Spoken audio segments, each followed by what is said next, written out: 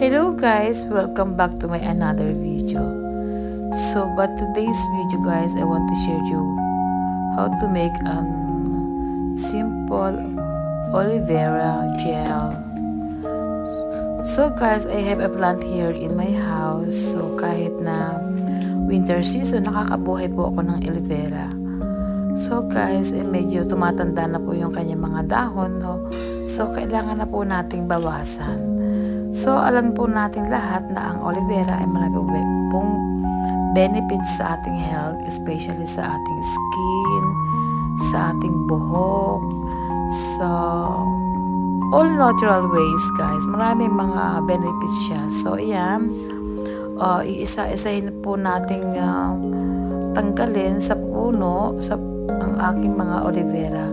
So, dahan-dahan lang natin, guys, kasi baka po masugatan yung panibagong dahon. Kita nyo guys, kailangan na po niyang bawasan. So yan guys, ako'y nag-aalaga ng aloe vera sa bahay at nakakailang harvest na po ako. Alam nyo guys, dito sa abroad, napaka mahal po ng per grams ng aloe vera.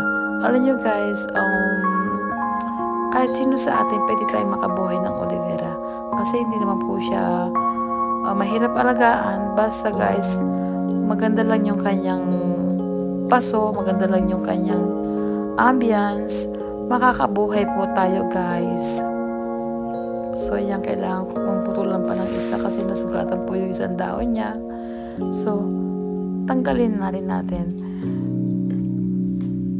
Ayan guys, ipwesto natin ng ayos at yung nasisikatan po siya ng araw. Yan guys, kasi sayang naman po kung hindi natin siya i-harvest kasi natutuyo na po yung dahon. Kita niyo po yung dulo ng dahon at medyo dry na siya.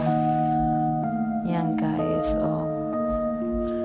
So let's go in my kitchen at atin pong i-continue yung processing sa kanya. So, kailangan po nating hawan ng tubig ang bawat dahon, guys. Ayan.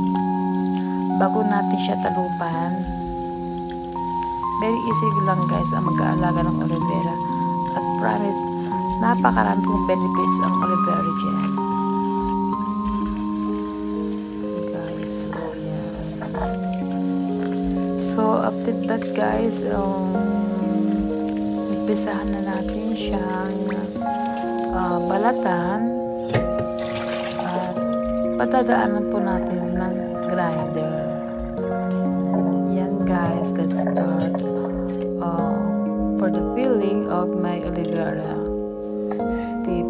Ayan guys, basta make sure na meron po tayong mixer para mas madali pong pumino yung ating aloe vera gel. Yung guys, binabalatan ko na.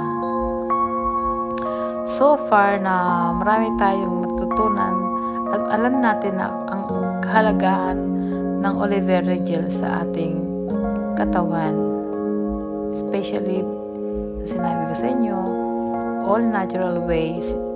Kasi alam nyo guys, napakamahal po ng aloe vera gel kung bibili tayo sa mga beauty product. Ayan guys, ayan. Very easy. Use the grinder. Reminder.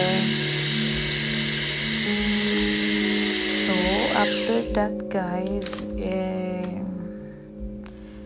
para for the long conservation guys, i-divide natin siya sa mga maliliit na glass ko dito guys. Plastic glass. Then, pwede po natin ilagay sa freezer. So, pag tayo po gagamit, ilalabas na po natin. Alam nyo guys, maganda siya sa buhok, sa balat, sa facial. Maraming benefits ang aloe vera gel guys. Yan. Kaya magsipag magtanim kasi nakakabata po sa balat. Yan guys. Yan po ang ginagawa ko. O yan, ganyan. You feel so smooth and young your skin. So, this is it. Ready na po siyang ilagay sa freezer. Okay, thank you for viewing, guys.